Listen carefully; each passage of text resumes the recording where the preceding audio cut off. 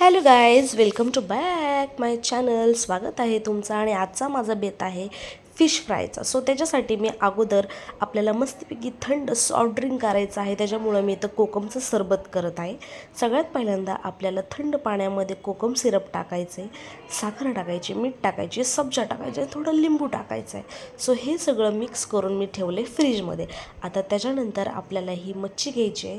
या मच्छीचं नाव खरंच मी विसरली आहे गाईज. तुम्हाला जर माहिती असेल तर मला प्लीज कमेंट करा. खरंच मी विसरली आहे.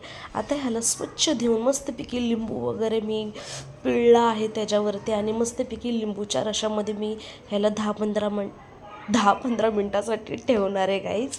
आणि त्याच्यानंतर तुम्ही बघू शकताय मी मच्छीचा आपला कोटिंगचा मसाला, जी आपल्याला ग्रेव्ही करायची आहे मच्छीला लावण्यासाठी, ते मी तयार करते. ह्याच्यासाठी घेतलेलं आहे अद्रक लसूणची पेस्ट, लाल तिखट, धनिया पावडर, हळद, आणि मी बाहेरून मच्छी फ्रायचा मसाला घेतलेला तो सुद्धा मी ह्याच्यात टाकलेला आहे, आणि लिंबू टाकलेला आहे, आणि मीठ टाकलेलं आहे.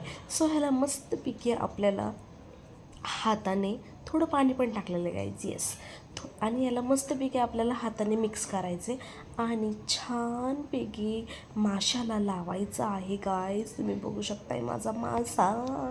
याला मस्तपैकी आलटून पलटून त्याच्या पोटामध्ये व्यवस्थित मसाला आपल्याला आतमध्ये टाकायचा आहे, कारण फ्राय केल्यानंतर ह्याची टेस्ट इतकी छान होणार आहे ना, काय सांगू. आणि गाईज तुम्हाला सांगू, हे मी इतके छान बनवलेले ना मासे, खरंच मला इतके आवडले, आणि इतके कडक कडक फ्राय झाले होते ना, वाव.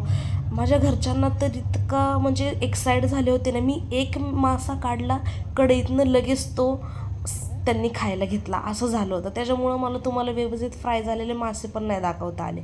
आणि मी सोबतच त्याच्या साईड बाय साईड करत होते आपलं मिक्स डाळीचं वरण आणि भात. तर मिक्स डाळीचं वरणाची पण फोडणी तुम्ही बघितली. मस्तपैकी कांदा, टमाटर, मिरची टाकून मी आपली डाळ वगैरे केलेली आहे. आणि त्याच्यानंतर आपण जे मासे करणार आहोत, रव्यामध्ये फ्राय करणार आहोत, तर त्याच्यासाठी घेतलेला आहे मी बारीक रवा, तांदळाचे पीठ, मसाला टाकला आहे त्याच्यामध्ये, लाल तिखट आणि थोडंसं मीठ. कढईमध्ये मी तेल तापवत ठेवलं तर त्याच्यामध्ये टाकलेला आहे कढीपत्ता. येस, मी एक एक गोष्ट विसरते, काय माहिती मला काय झाले.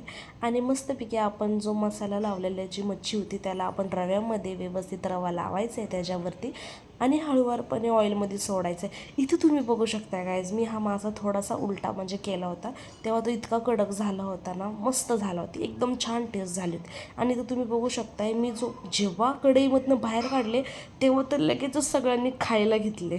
इतका छान झाला होता मासा, खरंच खूप छान झाला होता. आणि हे कोकमचं सरबत. चलो बाय.